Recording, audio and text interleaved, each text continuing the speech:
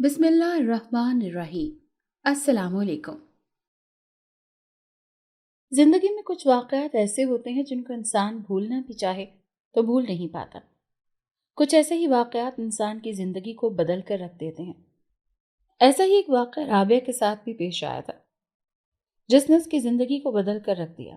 ہوا کچھ یوں کہ وہ اپنے چچا زاد کے ساتھ منسوب تھی جس سے وہ محبت بھی کرتی تھی۔ احمد کچھ زیادہ پڑھا لکھا نہیں تھا لیکن خود وہ BA پاس تھی۔ احمد کی اپنے کپڑے کی چھوٹی سی دکان تھی جس سے وہ اچھا خاصا کما لیا کرتا تھا۔ یہی نہیں، احمد اپنی کپڑے کی دکان کے ساتھ ساتھ کچھ ایسے کام بھی کرتا تھا جن کا رابعہ کے علاوہ کسی کو علم نہیں تھا۔ وہ روحانی علوم پر بھی مہارت رکھتا تھا۔ دور دور سے لوگ اسے اپنے کام کروانے آتے اور اس کے پاس ایک جن بھی تھا جو اس کے احکامات کی تعمیل کرتا تھا۔ رابعہ کو کبھی حیرت ہوتی تھی کہ جن وغیرہ تو بہت پہنچے ہوئے لوگوں کے پاس ہوتے ہیں، پھر احمد کے پاس کیسے؟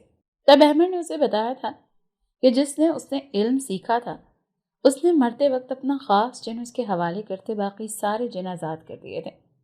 تب سے وہ جن احمد کے تابع تھا اور اس کے احکامات کی تعمیل کرتا تھا۔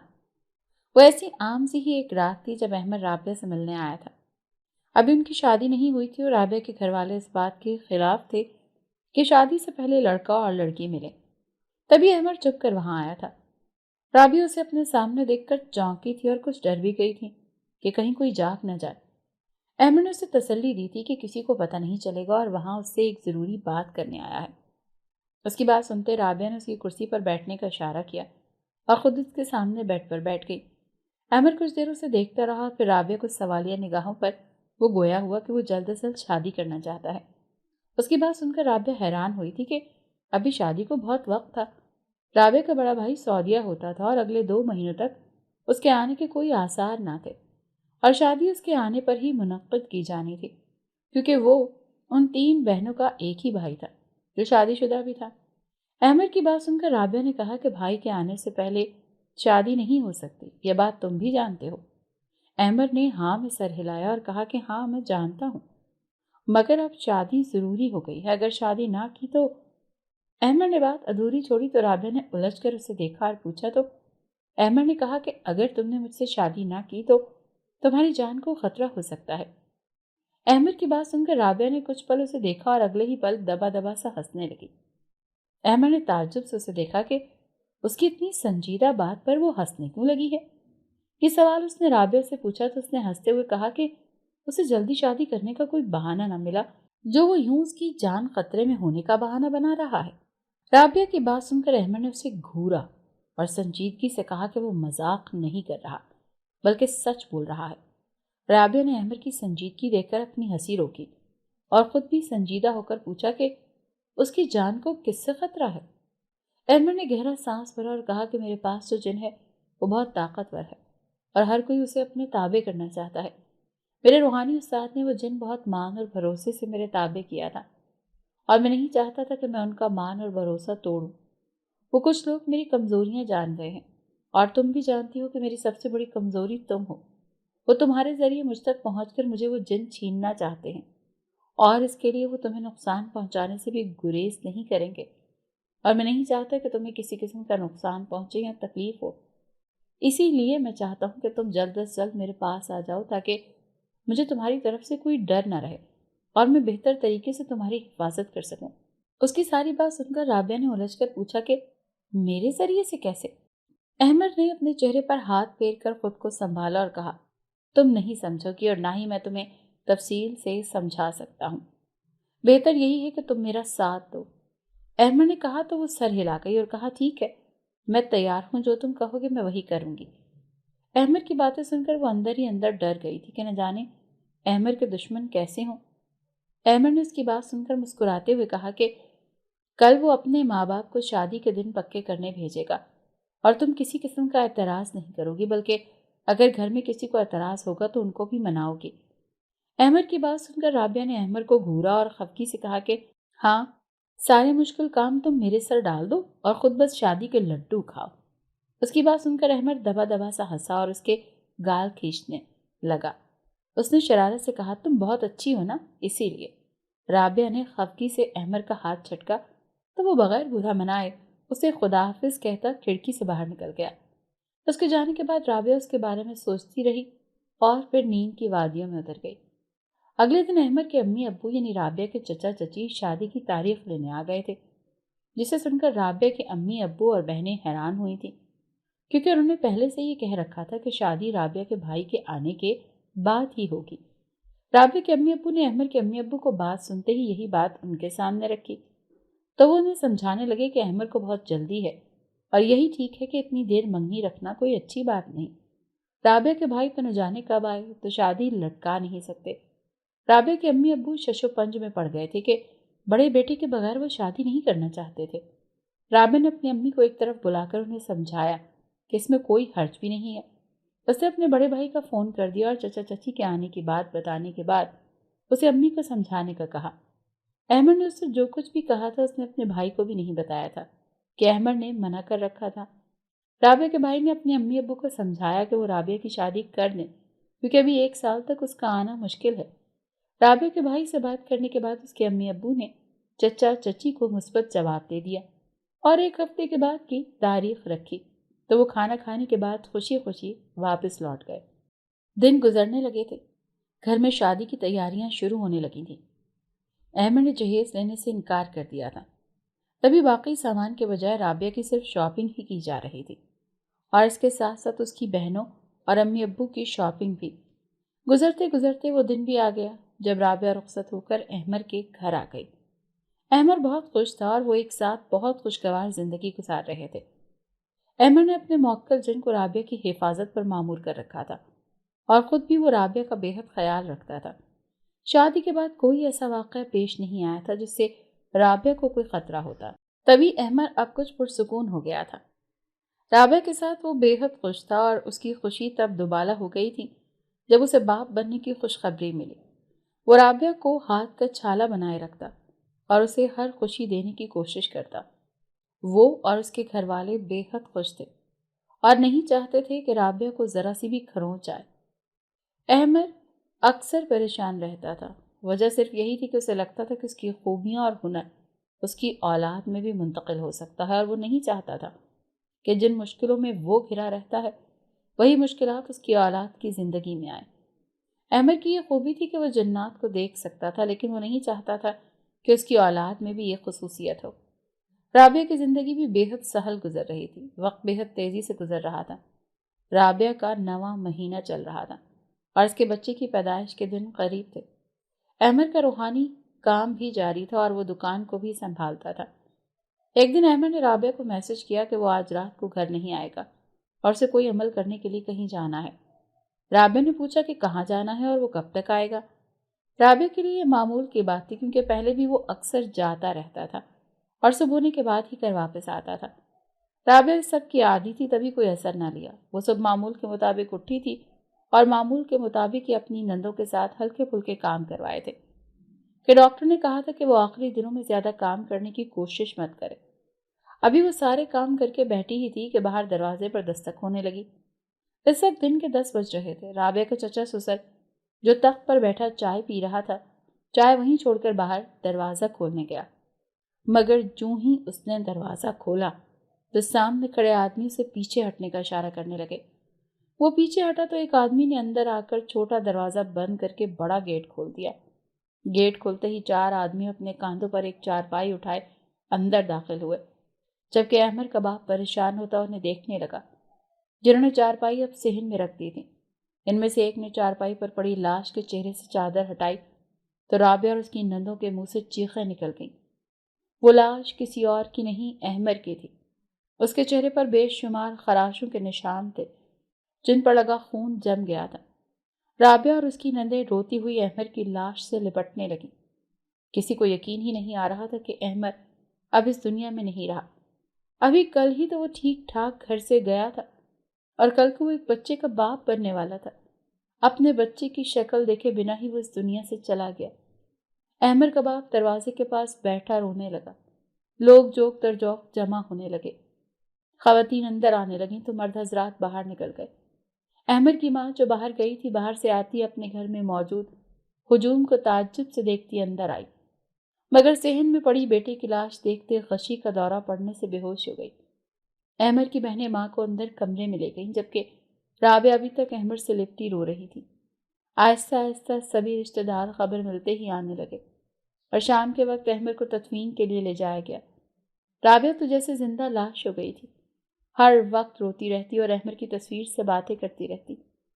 اسے بس احمد چاہیے تھا، وہ بھی صحیح سلامت۔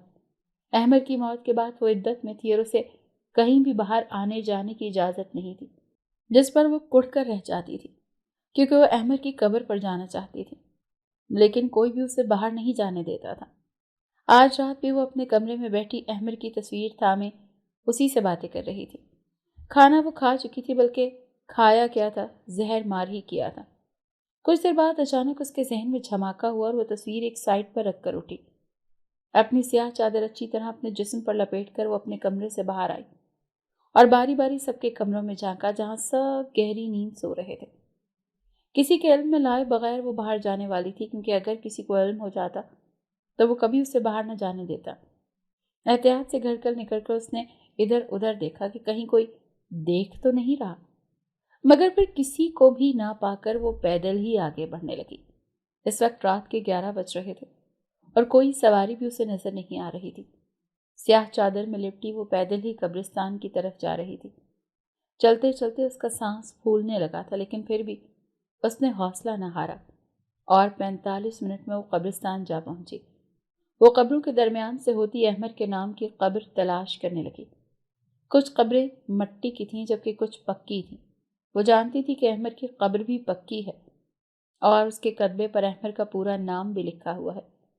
تقریباً 15 منٹ لگے تھے اسے احمد کی قبر ڈھونڈنے میں، کہ قبرستان بہت بڑا تھا۔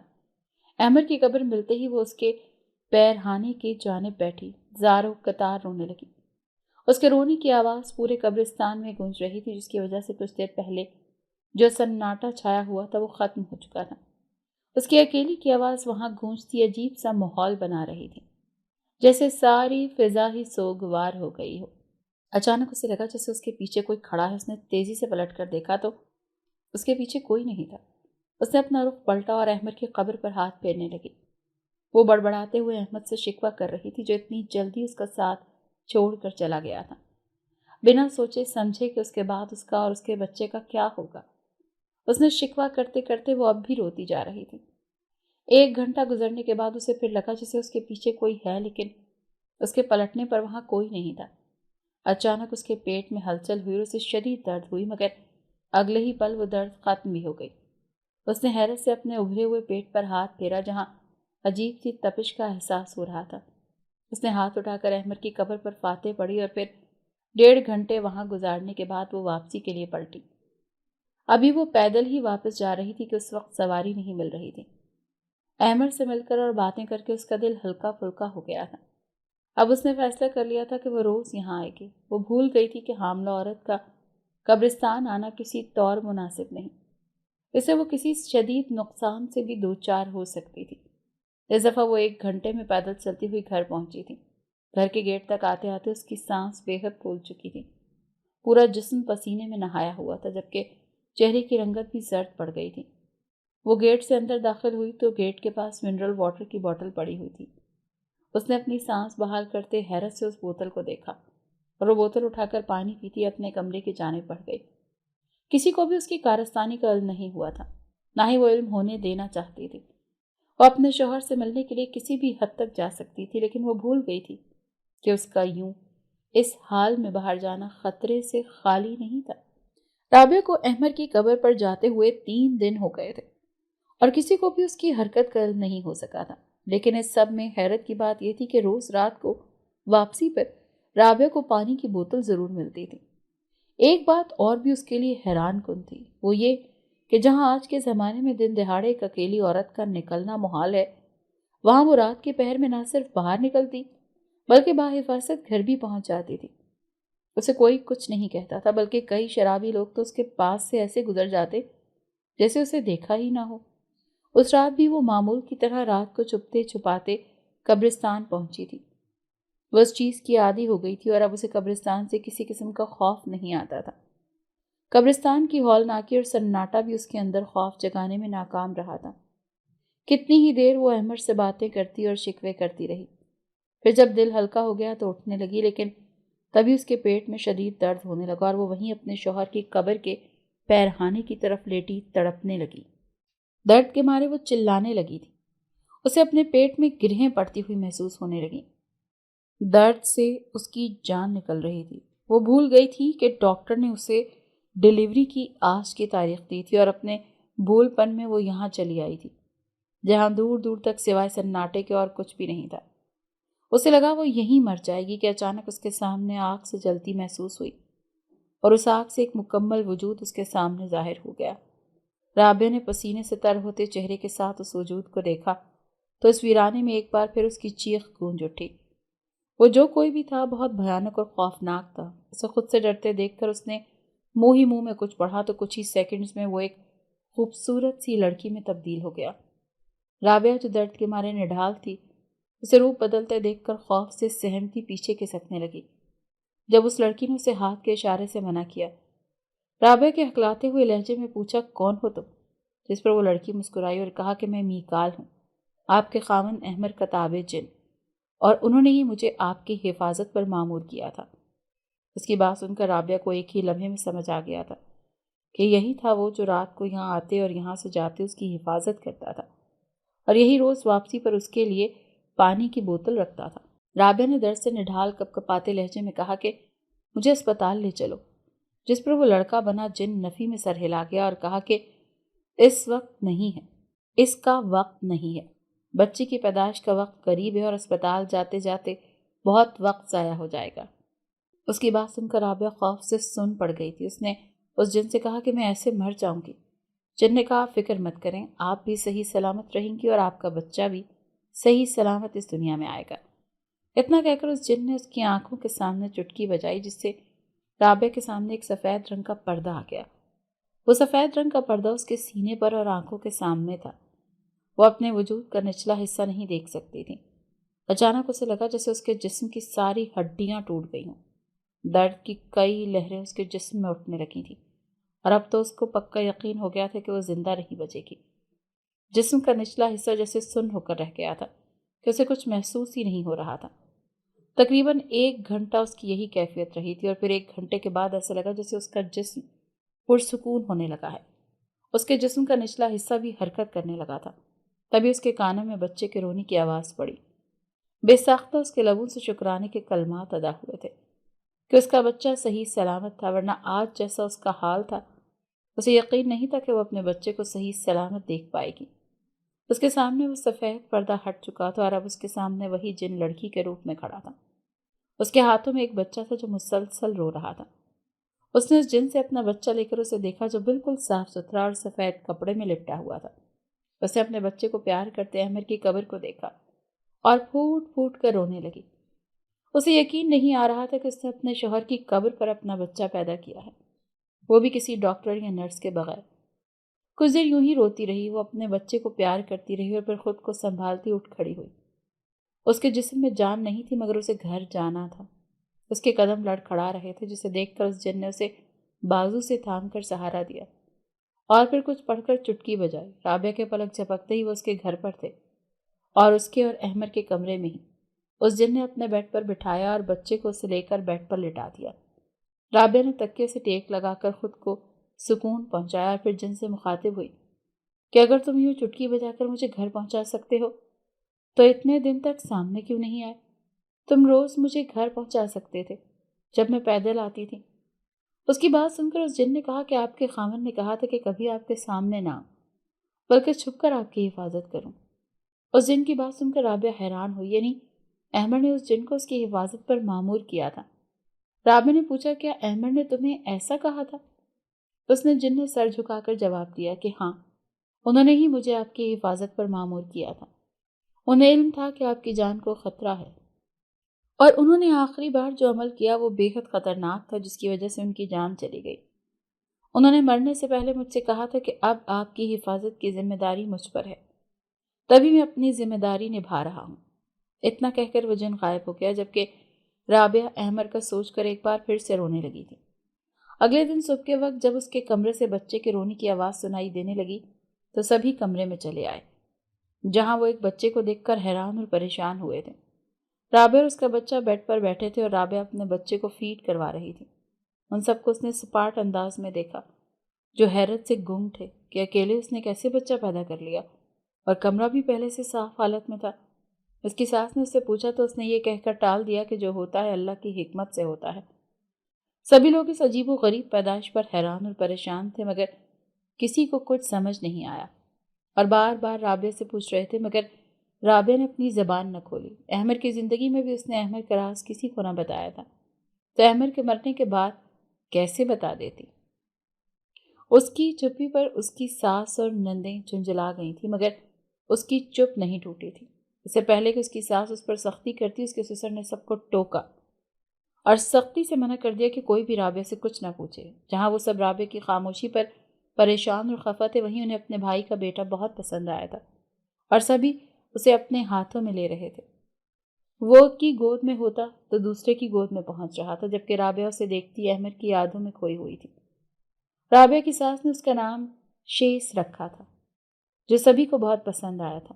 رابعہ نے بھی کوئی اعتراض نہیں کیا تھا۔ رات کو وہ کھانا کھانے کے بعد اور شیس کو فیڈ کروانے کے بعد سونے کے لیے لیٹ چکی تھی۔ تقریباً 11 بجے کا وقت تھا جب اس کی آنکھ کھلی۔ اس نے اپنے دائیں جانب بیڈ پر دیکھا جو خالی تھا اور شیس وہاں نہیں تھا۔ وہ گھبرا کر اٹھ بیٹھی اور دائیں بائیں دیکھتے پورے کمرے میں اسے ڈھونڈنے لگی۔ باتھ روم، الماری، بیڈ کے نیچے، قرض وہ کمرے میں ہر جگہ دیکھ چکی تھی، مگر وہ وہاں کہیں نہیں تھا۔ وہ تیزی سے باہر گئی اور سب کے کمرے پیٹنے لگی۔ سبھی اس کے رونے اور چیخنے کی آوازیں سن کر جلدی سے باہر نکل آئے۔ اس نے روتے ہوئے سب کو بتایا کہ شیس کمرے میں نہیں ہے۔ اس کی بات سن کر سبھی بوکھلا گئے تھے اور سبھی کمرے میں جا کر شیس کو ڈھونڈنے لگے تھے، مگر شیس کہیں نہیں تھا۔ رابعہ کے ساس کہنے پر انہوں نے سب کمروں اور پورے گھر میں اسے تلاش کر لیا، مگر وہ سچ میں کہیں نہیں تھا۔ رابعہ کا رو رو کر برا حال تھا، اور کم برا حال تو گھر والوں کا بھی نہیں تھا۔ وہ ساری رات یوں ہی پریشان بیٹھے رہے۔ رابعہ کی ساس پولیس اسٹیشن میں رپورٹ کروانے کا کہہ رہی تھی اور اس کا سسر صبح رپورٹ کروانے کے لیے جانے کو تیار بھی ہو گیا تھا۔ رات سے صبح ہو گئی تھی، وہ سب صحن میں پریشان سے بیٹھے اونگ رہے تھے جب رابعہ کے کمرے سے شیس کے رونے کی آوازیں آنے لگیں۔ وہ سب چونک کر ہوش میں آتے رابعہ کے کمرے کی جانب بڑھے۔ سب سے آگے رابعہ تھی، جسے کسی طور چین نہ تھا۔ وہ سب کمرے میں داخل ہوئے تو سامنے ہی شیس کمبل میں لپٹا چھت کو گھور رہا تھا اور دائیں بائیں ہاتھ پاؤں بھی چلا رہا تھا۔ اسے بیڈ پر موجود دیکھ کر جہاں سب کی جان میں جان آئی تھی، وہیں وہ سب حیران تھے کہ وہ تھا کہاں پر۔ رابعہ اس کے قریب جاتی، اسے گود میں اٹھا کر ڈھیروں پیار کرتی، اس کے صحیح سلامت ہونے کا یقین کرنے لگی۔ رابعہ کو یقین نہیں آ رہا تھا کہ شیس مل گیا ہے، جبکہ باقی سب اس کی گمشدگی اور پھر واپس آنے کا معمہ سمجھنے لگے۔ سب کو حیرت تھی، سب نے ہی اس کمرے میں اور گھر کو چھان مارا تھا، انہیں تو وہ وہاں پر نہیں ملا تھا۔ پھر اب جب وہ سب باہر تھے تو وہ یہاں کیسے آیا؟ اس سوال کا جواب صرف شیس کے پاس تھا، مگر مسئلہ یہ تھا کہ شیس بول نہیں سکتا تھا کہ آخر چند دنوں کا بچہ بول بھی کیسے سکتا ہے؟ رابعہ جو مسلسل شیس کو پیار کر رہی تھی، سب کو دروازے کی چوکھٹ پر خاموش کھڑے دیکھ شیس کو لیے ان کے قریب آئی اور خوشی سے بولی، دیکھیں شیس مل گیا ہے، میری تو جان ہی نکل گئی تھی۔ رابعہ کی ایک نند نے کہا کہ وہ تو ہمیں بھی نظر آ رہا ہے کہ یہ مل گیا ہے، مگر یہ گیا کہاں تھا اور کیسے؟ اس کے سوال پر رابعہ اپنی جگہ چپ رہ گئی کہ یہ تو وہ بھی نہیں جانتی تھی کہ وہ کہاں گیا تھا۔ رابعہ کی ساس نے کہا کہ سوچنے والی بات تو ہے نا، اتنا چھوٹا سا بچہ آخر خود بخود کہیں نہیں جا سکتا، تو پھر یہ غائب کیسے ہو گیا اور پھر واپس بھی آ گیا؟ رابعہ نے کہا کہ مجھے اس سے فرق نہیں پڑتا کہ یہ کہاں گیا تھا، کیسے گیا تھا اور کیسے آیا، مجھے بس اس بات سے مطلب ہے کہ یہ صحیح سلامت میرے پاس ہے اور اسے کچھ نہیں ہوا۔ اتنا کہہ کر وہ شیس کو لیے بیٹھ کے جانب بڑھی اور دوسری جانب رخ کر کے لیٹ گئی۔ سبھی نے اس کی اس حرکت پر اس کی پشت کو گھور کر دیکھا جو سکون سے لیٹی ہوئی تھی، اور پھر سر جھٹک کر کمرے سے نکل گئے۔ وہ چاہ کر بھی کچھ نہیں کر سکتے تھے۔ آہستہ آہستہ رابعہ ٹھیک ہونے لگی تھی، لیکن سب کچھ ٹھیک ہو کر بھی ٹھیک نہیں تھا۔ شیس روز رات کو غائب ہو جاتا اور وہ چلا چلا کر سب کو جمع کرتی روتی رہتی، ساری رات پریشانی سے گزارتی، لیکن سب ہوتے ہی شیس کے رونے کی آواز آتی تو وہ رابعہ کے کمرے میں جاتے جہاں وہ لیٹا ہوتا۔ ایک رات وہ غائب ہوا تو سب نے اسے پورے گھر میں ڈھونڈنے کے بعد رابعہ کے کمرے میں ڈیرا جما لیا تاکہ دیکھیں کہ وہ کہاں سے آتا ہے، مگر اگلی صبح اس کے رونے کی آواز صحن سے آئی تھی، جس پر وہ سبھی سر تھام کر رہ گئے تھے۔ اب تو رابعہ بھی اس کی وجہ سے پریشان رہنے لگی تھی۔ اس دن بھی وہ پریشان سی بیٹھی تھی جب یاد آنے پر اس نے احمد کے جن کو یاد کیا۔ اس کے یاد کرتے ہی وہ جن اپنی خوفناک شکل میں اس کے سامنے آ گیا۔ رابعہ نے اسے پوچھا کہ شیش رات کو کیوں غائب ہو جاتا ہے اور پھر صبح کے وقت واپس بھی آ جاتا ہے؟ اس جن نے جواب دیا کہ وہ روز رات کو اسی قبرستان میں ہوتا ہے جہاں آپ اس کی پیدائش سے پہلے جاتی تھیں۔ اس کا جواب سن کر رابعہ ششدر رہ گئی اور پوچھا کہ وہ وہاں کیسے اور کیوں جاتا ہے؟ اس جن نے کہا کہ آپ حمل کے دوران قبرستان جاتی رہی ہیں، جو آپ کے بچے کے لیے بالکل ٹھیک نہیں تھا۔ حمل کے دوران کسی عورت کا قبرستان آنا اس کے اور اس کے بچے کے لیے نقصان دہ ہوتا ہے، اور یہی نہیں، وہاں پر جنات کا بسیرا بھی ہوتا ہے، اور ایسے ہی ایک جن نے آپ کے وجود پر اپنا لمس چھوڑا تھا، اور وہ لمس آپ کے پیٹ میں پلتے بچے پر چھوڑ کر آپ کو یہ باور کروا گیا تھا کہ وہ بچہ آپ ہی کا نہیں بلکہ ان جنات کا بھی ہے۔ اس جن کی بات سن کر رابعہ کو وہ رات یاد آئی جب احمد کی قبر پر اسے اپنے پیٹ میں شدید تپش کا احساس ہوا تھا۔ اس جن نے مزید کہا کہ یہ اسی لمس کا اثر ہے جس کی وجہ سے شیش ان سے ڈرتا یا گھبراتا نہیں بلکہ ان کو پہچانتا ہے۔ وہ جنات روز آ کر شیش کو لے جاتے ہیں۔ رات کے وقت وہ اسے اپنا بچہ سمجھتے ہیں اور دن ہوتے ہی چھوڑ جاتے ہیں کہ دن کے وقت وہ شیش کو آپ کا بچہ سمجھتے ہیں۔ رابعہ اس کی بات سن کر چکرا کر رہ گئی تھی۔ اپنی جذباتیت میں وہ اپنا بے حد نقصان کر چکی تھی جس کا اسے اب اندازہ ہو رہا تھا۔ وہ تو احمد سے ملنے جاتی تھی، اسے کیا پتا تھا کہ یہ سب ہو جائے گا۔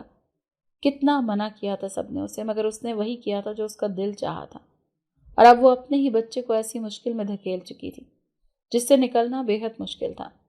رابعہ نے پوچھا کہ اس مشکل سے نکلنے کا کوئی تو راستہ ہوگا، جس پر اس جن نے کہا کہ وہ بہت طاقتور جنات ہیں، جو چاہتے ہیں وہی کرتے ہیں، مگر پھر بھی میں کوئی راستہ ڈھونڈ رہا ہوں جو جلد ہی مل جائے گا۔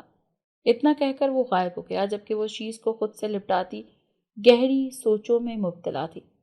نہ جانے کیسے اس کی آنکھ لگ گئی اور جب آنکھ کھلی تو شیش اس کے پاس نہیں تھا۔ اب چونکہ اسے حقیقت معلوم تھی تو اس نے بغیر روئے دھوئے وقت دیکھا جہاں گھڑی رات کے 3 بجا رہی تھی۔ وہ وہیں بیٹھی بیٹھی پھر سے سو گئی اور جب دوبارہ جاگی تو شیش وہیں اس کے پاس لیٹا کھیل رہا تھا۔ اس نے وقت دیکھا تو صبح کے 6 بج رہے تھے۔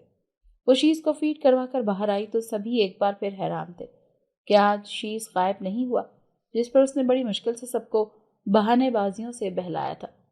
سب اپنے اپنے کاموں میں مشغول ہو گئے تھے جبکہ وہ سارا دن ان جنات سے پیچھا چھڑوانے کا سوچتی رہی تھی۔ دن گزرا اور رات آ گئی۔ آج رات وہ سوئی نہیں تھی، بس آنکھیں موندی تھی۔ شیش 12 بجے غائب ہوا تھا۔ اس نے جلدی سے اپنے تابع جن کو یاد کیا، وہ فوراً ہی اس کے سامنے حاضر ہو گیا۔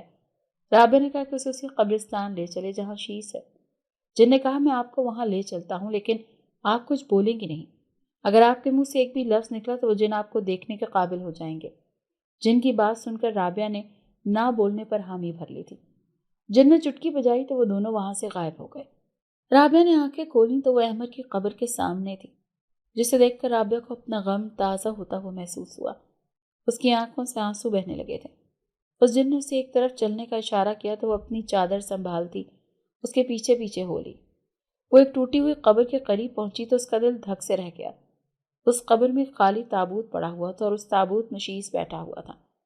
چند دن کا بچہ خود سے نہیں بیٹھ سکتا، لیکن شیش نہ صرف بیٹھا ہوا تھا بلکہ اس کے سامنے ایک سیاہ رنگ کی مری ہوئی بلی پڑی ہوئی تھی جسے وہ نوچ نوچ کر کھا رہا تھا۔ ہڈیوں کے چٹکنے کی آواز اس ویرانے میں گونج رہی تھی۔ شیش کے منہ اور ہاتھوں پر خون لگا ہوا تھا، جسے دیکھ کر رابعہ کے حلق سے ایک دلسوز چیخ نکلی اور وہ ابکائیاں کرتی پیچھے کو ہٹی، نیچے گر گئی۔ اس کی چیخ فضا میں گونجتے ہی اچانک 3-4 جن اس کے سامنے ظاہر ہو گئے جو اس تابوت کے ارد گرد گھیرا بنائے بیٹھے تھے جس میں شیش بیٹھا ہوا تھا۔ انہوں نے گردنیں گھما کر رابعہ کو دیکھا جو مسلسل ابکائیاں کر رہی تھی۔ احمد کے جن نے رابعہ سے کہا کہ میں نے آپ سے کہا تھا نا کہ آپ کچھ نہیں بولیں گے، لیکن آپ بول پڑی۔ اب وہ جن آپ کو دیکھ سکتے ہیں۔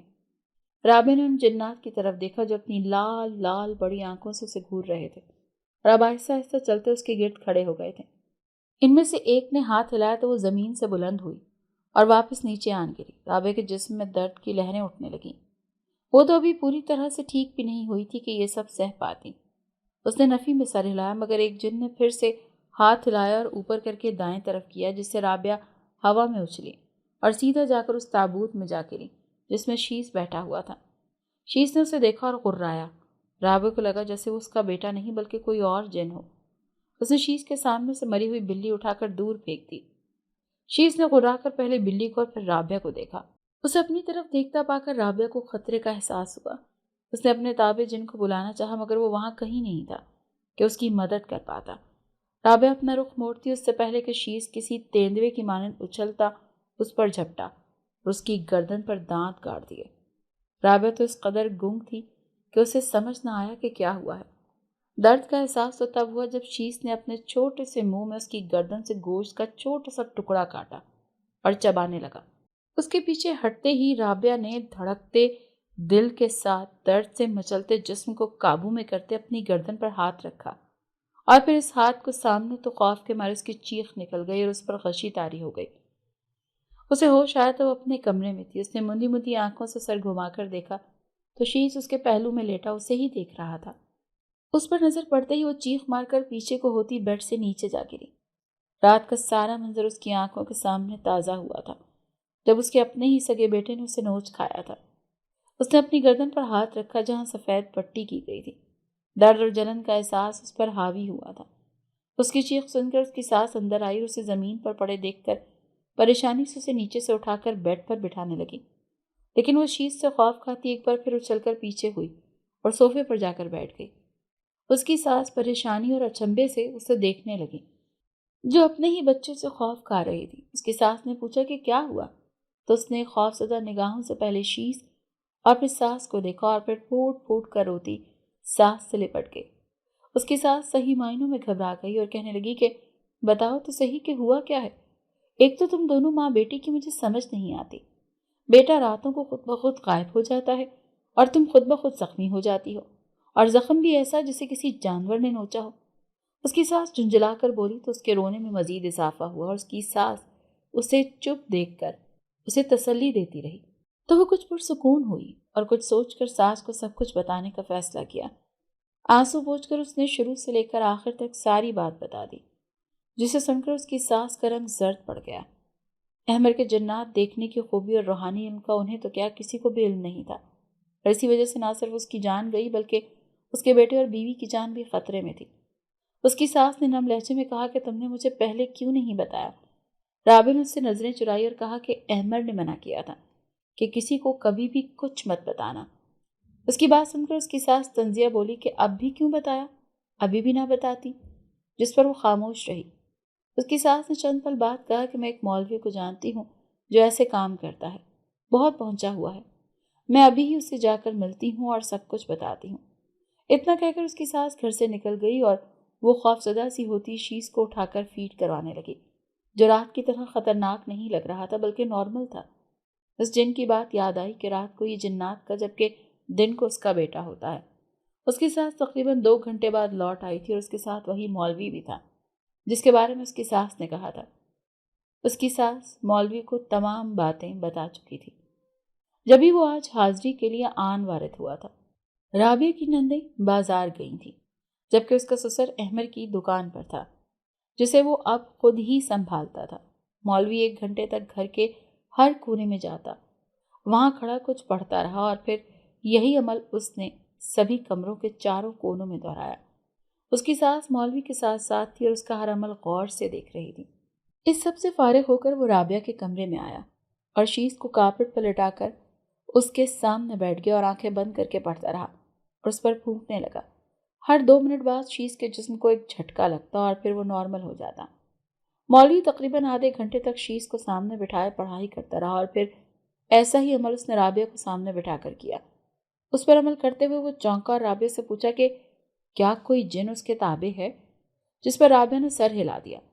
مولوی نے گہرا سانس بھرا اور کہا کہ سارا کیا دھرا ہی اس جن کا ہے جو تمہارے تابع ہے۔ رابعہ نے الجھ کر کہا کہ میں کچھ سمجھی نہیں۔ مولوی نے کہا کہ یہ سب کیا دھرا اسی جن کا ہے جسے تمہارے شوہر نے تمہارے تابع کیا ہے۔ وہ جن تمہارے شوہر کے تابع تھا لیکن اس کے مرنے کے بعد وہ تمہارے تابع ہو گیا، لیکن مکمل نہیں۔ وہ تم سے آزادی چاہتا ہے، تبھی تم پر ان جنات کو مسلط کر دیا ہے۔ وہ جن بہت طاقتور ہے اور اپنے سے چھوٹے جنوں پر حکمرانی کر کے جو چاہے منوا سکتا ہے۔ تمہارا شوہر اس پر خاص عمل کرتا تھا جس کی وجہ سے وہ کبھی اس سے آزاد نہیں ہو سکا تھا، جبکہ تم نے کبھی اس پر کوئی عمل نہیں کیا نہ ہی تمہیں اس خاص عمل کا علم ہے، تبھی وہ آزاد ہونے کو بیتاب ہے اور تمہیں اور تمہارے بچے کو نقصان پہنچانے سے بھی گریز نہیں کر رہا۔ رابعہ مولوی کی بات سن کر حیران ہوئی تھی، تبھی پوچھا کہ وہ اگر اتنا ہی طاقتور ہے تو وہ کیوں میرے پیچھے پڑا ہے، میرا پیچھا کیوں نہیں چھوڑ دیتا؟ مولوی نے کہا تمہارے شوہر نے اس پر کوئی عمل کیا ہے جس کے مطابق وہ اپنی مرضی سے آزاد نہیں ہو سکتا۔ ہاں، اگر خود تم اس کو آزاد کر دو تو الگ بات ہے۔ رابعہ نے جلدی سے کہا ٹھیک ہے، میں اسے ابھی آزاد کر دیتی ہوں۔ مولوی نے نفی میں سر ہلا کر کہا کہ اسے وہیں آزاد کیا جا سکتا ہے جہاں سے وہ قید ہوا تھا، یعنی اس کا مسکن وہی قبرستان ہے جہاں احمد کی ایک قبر ہے۔ آج رات کو تم وہاں جا کر اسے آزاد کر دینا، پھر وہ تمہاری اور تمہارے بیٹی کی زندگی سے ہمیشہ کے لیے چلا جائے گا۔ مولوی نے اتنا کہہ کر اپنی جیب سے ایک بالکل چھوٹی سی بوتل نکالی جس میں پانی تھا۔ اس نے وہ بوتل رابعہ کی طرف بڑھائی اور کہا کہ یہ لو، اس جن کو آزاد کرتے وقت یہ پانی اس جن پر پھینک دینا، پھر وہ کبھی تمہیں یا تمہارے بیٹے کو پریشان نہیں کرے گا، نہ ہی کبھی تم لوگوں تک واپس آئے گا، اور تم لوگ ہمیشہ کے لیے اس سے محفوظ ہو جاؤ گے۔ رابعہ نے سر ہلاتے اس کے ہاتھ سے بوتل تھام لی۔ کچھ دیر بعد وہ مولوی چلا گیا تو رابعہ رات کا انتظار کرنے لگی۔ حسب معمول رات کے وقت شیز کمرے سے غائب ہو چکا تھا۔ رابعہ نے اس جن کو یاد کیا تو وہ اس کے پاس حاضر ہو گیا۔ رابعہ نے نفرت سے اسے دیکھا جس نے اس کے معصوم بچے کو جانور بنا دیا تھا، مگر پھر خود پر قابو پاتے اس نے جن سے کہا کہ وہ اسے قبرستان لے جائے۔ اگلے ہی سیکنڈ اس نے آنکھیں کھولی تو وہ قبرستان پہنچ چکے تھے۔ وہ احمد کی قبر پر آئی جہاں شیز بیٹھا مٹی کھود رہا تھا۔ یہاں ہی تو اس نے شیز کو جنم دیا تھا۔ یہاں آ کر اسے کیا کچھ نہ یاد آیا تھا، مگر پھر خود کو کمپوز کر لیا۔ اس سے پہلے کہ وہ کچھ کہتی اچانک سے وہی جنات نمودار ہو گئے جو اس دن اس تابوت کے قریب تھے۔ رابعہ انہیں دیکھ کر گھبرا گئی۔ ان میں سے ایک نے ہاتھ کو اوپر اٹھایا۔ اس سے پہلے کہ اس کا ہاتھ نیچے آتا رابعہ نے تیزی سے بوتل کا ڈھکن کھولتے ہوئے کہا کہ میں تمہیں آزاد کرتی ہوں، میں تمہیں اپنی مرضی سے آزاد کرتی ہوں۔ اتنا کہہ کر اس نے بوتل میں موجود پانی اس جن پر ڈال دیا۔ اس جن پر پانی پڑتے ہی باقی کے جنات غائب ہو کر وہ جن تڑپنے لگا۔ اس کا جسم تپنے لگا تھا اور وہ تپش اتنی زیادہ تھی کہ اس کی تپش سے رابعہ کو اپنا وجود جلتا ہوا محسوس ہو رہا تھا۔ تڑپتے تڑپتے وہ جن غائب ہو گیا۔ رابعہ اسے غائب ہوتے دیکھ سکون کا سانس لیا اور شیز کی جانب دیکھا جو اب ایک طرف لیٹا ہوا تھا۔ وہ نارمل لگ رہا تھا۔ رابعہ نے اسے اٹھایا اور بے تحاشا پیار کرنے کے بعد اسے سینے میں بھینچ لیا۔ اس نے احمد کی قبر کو دیکھا اور پھر وہاں فاتح پڑھنے کے بعد پیدل ہی گھر کی طرف روانہ ہوئی۔ اسے اب اس قبرستان سے خوف محسوس ہونے لگا تھا۔ جو کہانی اس قبرستان سے شروع ہوئی تھی وہ یہیں ختم ہو چکی تھی۔ وہ گھر آئی تو اس کی ساس اس کے انتظار میں جاگ رہی تھی۔ گھر آنے کے بعد اس نے اپنی ساس کو ساری بات بتائی۔ اس کی ساس نے اسے دم کیا ہوا پانی پلایا اور اسے ہدایت کی کہ وہ اس سب کے بارے میں کبھی بھی کسی کو نہ بتائے۔ رابعہ نے بھی ان کی بات سمجھ کر سر ہلا دیا۔ وہ تو شاید اپنی زندگی کا یہ خطرناک واقعہ بھول جاتی، لیکن اس کی گردن پر پڑا وہ نشان اسے کبھی یہ خوفناک واقعہ بھولنے نہ دیتا جو اس کے بیٹے کے کاٹنے سے اس کی گردن پر پڑا تھا، اور وہ زخم ابھی بھی تازہ تھا۔ اس کا بیٹا جس کے بارے میں وہ سوچ بھی نہیں سکتی تھی کہ ایسا کرے گا، لیکن اس میں اس کا بھی تو کوئی قصور نہیں تھا کہ اس پر وہ جنات حاوی تھے جو اس کے باپ کی وجہ سے اس کی زندگی میں آئے تھے، لیکن اب سب ٹھیک ہو چکا تھا۔ اگر آپ کو آج کی ہماری کہانی پسند آئی ہے تو اسے لائک کیجیے اور اپنے پیاروں کے ساتھ شیئر کیجیے۔